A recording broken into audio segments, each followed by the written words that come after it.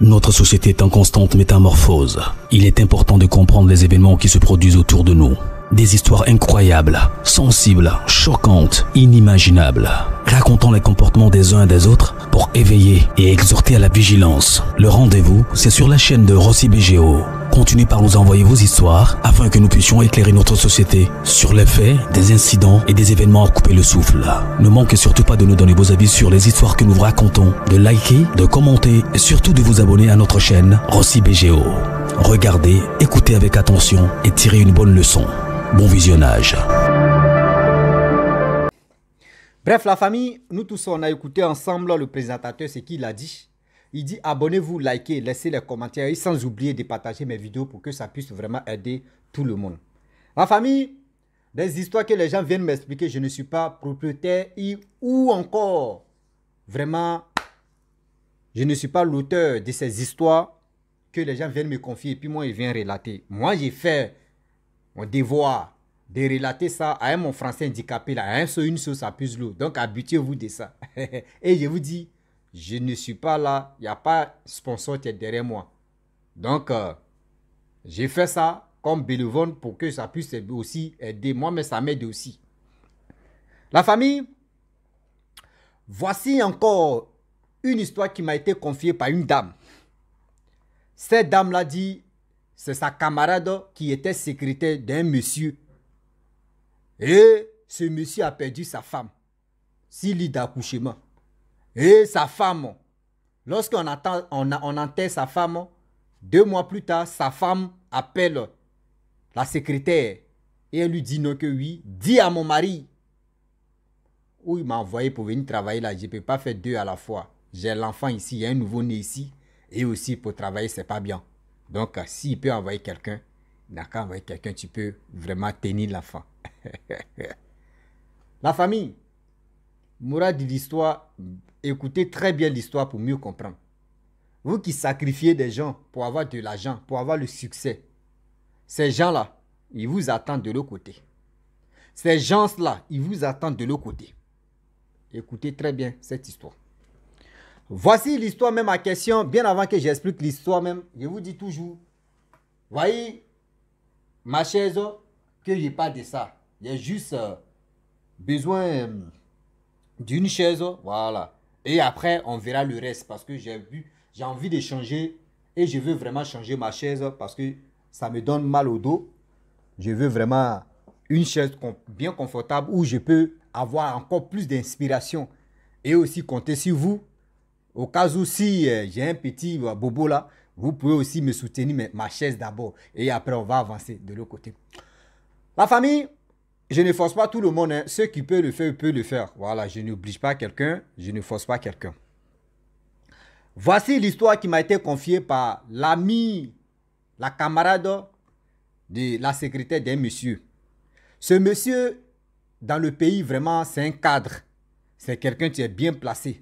C'est quelqu'un vraiment qui a les entreprises, qui a ceci, qui a cela, mais dans le pays, il est respecté. Et du coup, lui, c'est un gars de business. Il fait ses business, tout se passe bien, etc., etc. Mais le monsieur même en question, on ne sait pas qu'est-ce qui s'est passé. Sa femme était enceinte et elle allait accoucher et sa femme est décédée. Bien avant que sa femme meure, ils avaient déjà des enfants à la maison. Et des gens ont pleuré. Pleurs n'est pas pleurs, ils ont pleuré. Même le monsieur même a pleuré. Je vous dis toujours, quand les femmes pas accoucher, ou soit quelqu'un met tombe malade, on semble le soigner, puis il meurt. Il y a des morts naturelles et puis il y a des morts. La majorité des morts, il y a 5% qui sont des morts naturelles. Sinon le reste là, ce sont les morts vraiment... Dans le monde spirituel, tu meurs, tu t'en travailles, tu deviens esclave de l'autre côté là-bas. Donc du coup, la femme est décédée avec son nouveau-né. Lorsque la femme meurt avec son nouveau-né, on enterre, on fait les funérailles, tout ça là, on enterre. Lorsqu'on finit d'enterrer la femme en question, du monsieur qui est bien placé là, lui, il partait au travail, il dit non que oui, il va vraiment réfléchir d'abord et il a fait le deuil de sa femme, il n'a pas encore digéré. Et on dit toujours, voleur là, il finit de voler.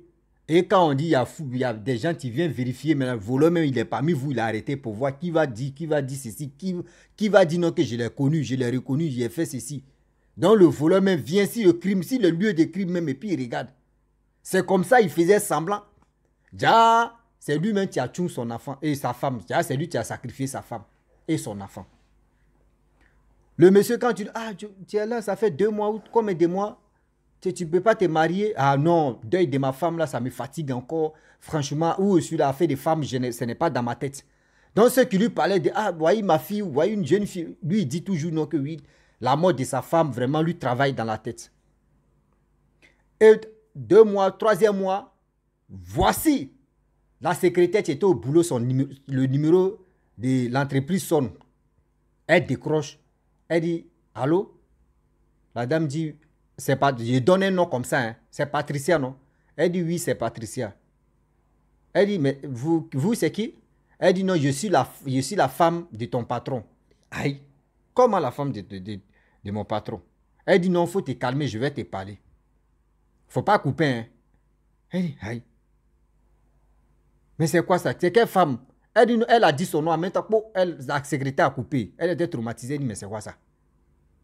C'est qu'on a enterré, ça fait plus de 2-3 mois maintenant. Mais elle peut m'appeler là. Non, c'est bizarre. Elle n'a rien dit. Elle a gardé ça dans son cœur. C'est comme un petit traumatisme parce que c'est comme elle rêvait quoi. Elle a laissé. Une semaine plus tard, le numéro encore ça sonne. Patricia décroche. Elle dit c'est qui? Elle dit c'est encore toi Patricia. Elle dit oui c'est moi Patricia. Elle dit mais c'est qui? Elle dit je suis la femme de ton patron. Faut pas me raccrocher. Il faut rester. Je vais te dire. Je vais te laisser commission. Elle dit aïe. Bon ok je t'écoute. Elle dit dis à ton patron. Le travail où il m'a mené ici là. Je ne peux pas faire 2 trucs à la fois. J'ai un nouveau-né ici dans ma main et je dois travailler. Ou aussi là, je suis fatigué, il ne peut pas travailler. Il ne peut pas travailler ici ou m'occuper d'un nouveau-né. S'il veut, là, il n'a qu'à envoyer quelqu'un d'autre. Sa soeur ou quoi même. Pour que l'enfant, pour que sa soeur ou soit pour que la personne puisse attraper mon enfant. Sinon, où aussi là. Je ne peux pas faire 2 trucs à la fois. Il m'a envoyé pour venir travailler. Il dit, aïe.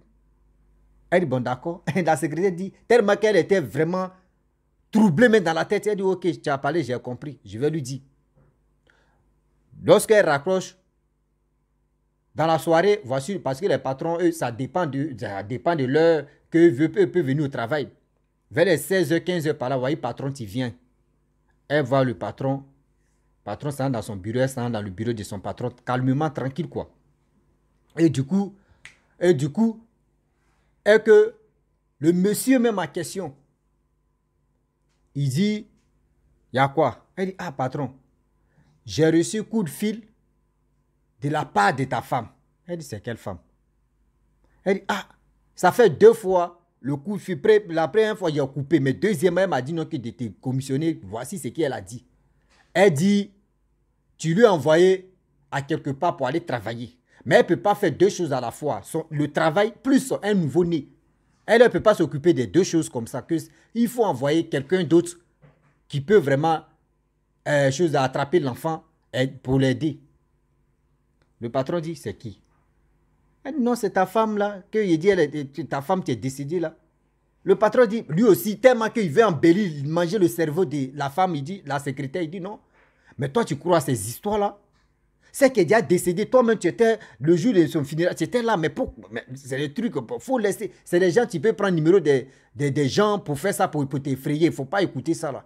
Soit elle veut t'effrayer, ou soit quelqu'un d'autre veut t'effrayer. C'est pour cela qu'ils sont là à faire ça là. Il faut laisser. Qu'il ne faut pas écouter. Bon, elle aussi, elle ne croit pas à ces histoires, vraiment, des choses terribles où on peut vraiment sacrifier. Ceux qui on les sacrifie, eux, ils s'en travaillent ailleurs là. Donc, elle a vraiment accepté, ce que son patron lui a dit. Et du coup,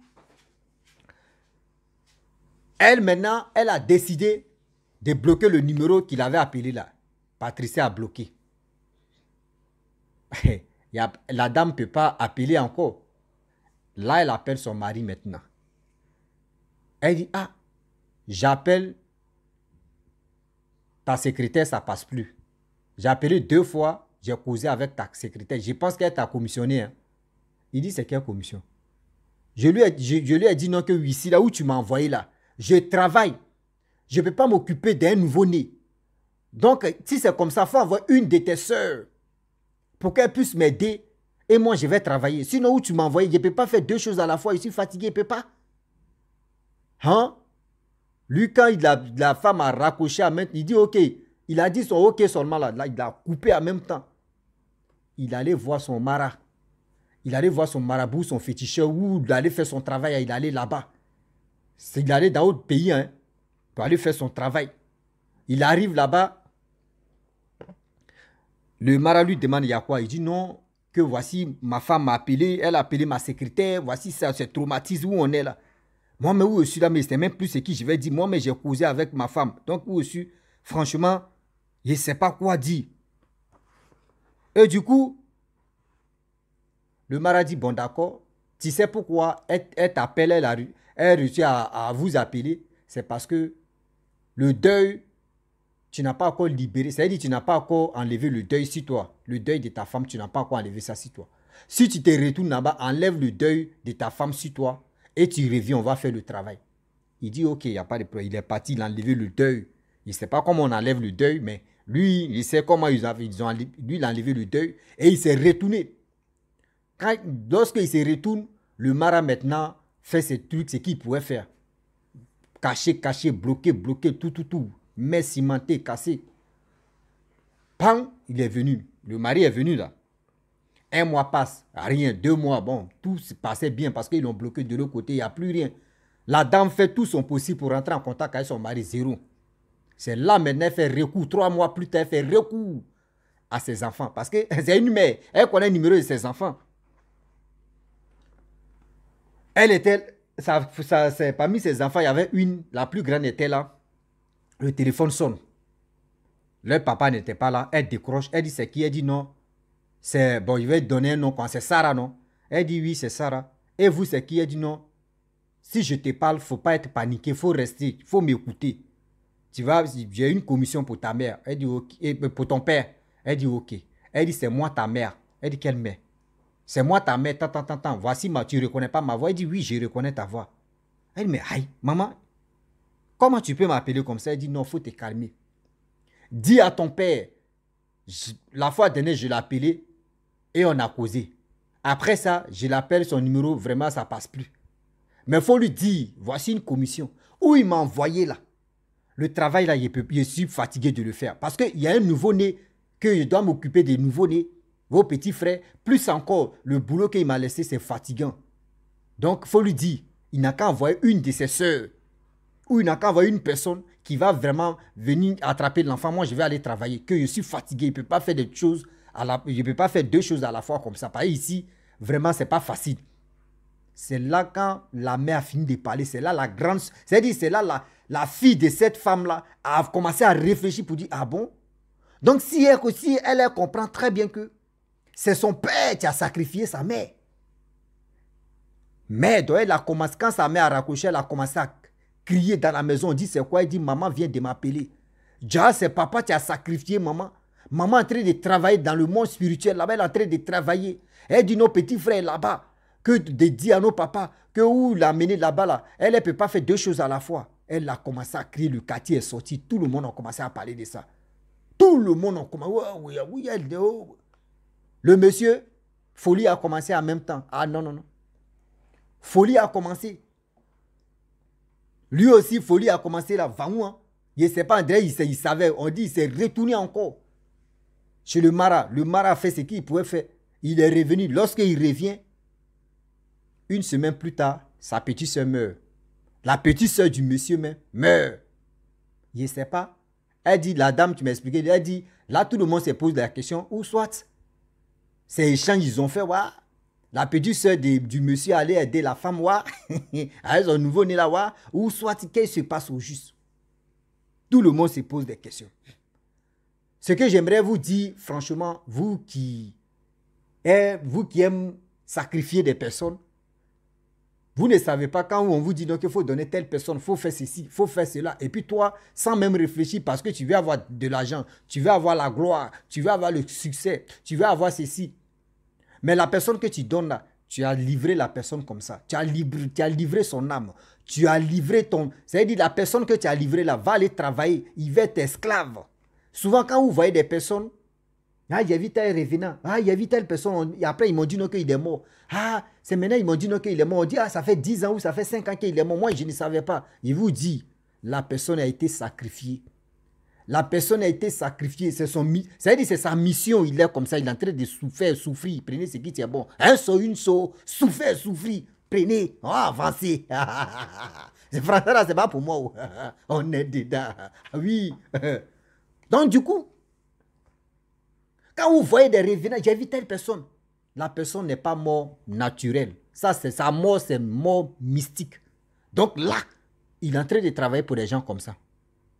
Il est en train de travailler pour des gens comme ça. C'est comme sa mission va finir que vous ne pouvez plus le voir encore. C'est fini comme ça. Mais vous qui faisiez des trucs comme ça pour dire qu'il va aller sacrifier telle personne pour avoir de l'argent. Toi, quand tu vas partir là, eux, ils t'attendent là-bas. Hein. Eux, ils t'attendent là-bas. Dès que tu arrives là, celui que tu as sacrifié, là, lui, c'est péché. C'est toi, tu as mis ça sur ta tête. Et lui, il est blanchi comme ça. Et puis, il va aller au paradis. C'est toi, tu as l'île. C'est toi, tu vas l'île. Pourquoi tu as fait ça? Tu as te justifier devant Dieu. Vous pensez que c'est qui on fait là? Si c'est qui est mauvaise ou c'est quoi là, mais prenez ce qui est bon. Mon français là, habituez-vous de ça parce que là, je suis handicapé des français. On est dedans. Ah oui. Allez, vous comprenez? Arrêtez de dire non que oui, je vais avoir l'argent, donc je vais sacrifier telle personne. Il fait ceci, on me dit ouais, de sacrifier telle personne, donc je m'en fous, je vais faire ça pour avoir de l'argent. Lui là, il est qui? Non. Regardez aujourd'hui, quand vous partez à l'hôpital, les femmes enceintes meurent. Des gens meurent facilement comme ça, des grossesses précoces. Ça sort comme ça, vent. Les morts comme cela là, il y a 5% qui sont les morts naturelles. Sinon le reste là, à Fiologo, à Cagne, à Bana, tout est mystique, tout est la sorcellerie, tout est ceci. La famille. Et l'histoire est finie. Voilà, je ne vais pas trop ajouter des ingrédients dedans, mais c'est pour vous dire, vous qui aimez des choses rapides, des choses faciles, s'il vous plaît, de grâce, arrêtez de vous dire, vous allez sacrifier une personne, vous allez faire ceci, vous allez faire cela. Ce n'est pas joli à voir. Réfléchissez un peu. Réfléchissons un peu. Réfléchissez un peu. De grâce. Si tu es nouveau, tu es nouvelle sur ma vidéo, il faut t'abonner sur ma chaîne YouTube, ma page à Facebook, Instagram. N'oubliez pas de partager mes vidéos et aussi liker. Je vous dis à très bientôt. Ciao. Bisous. On ensemble.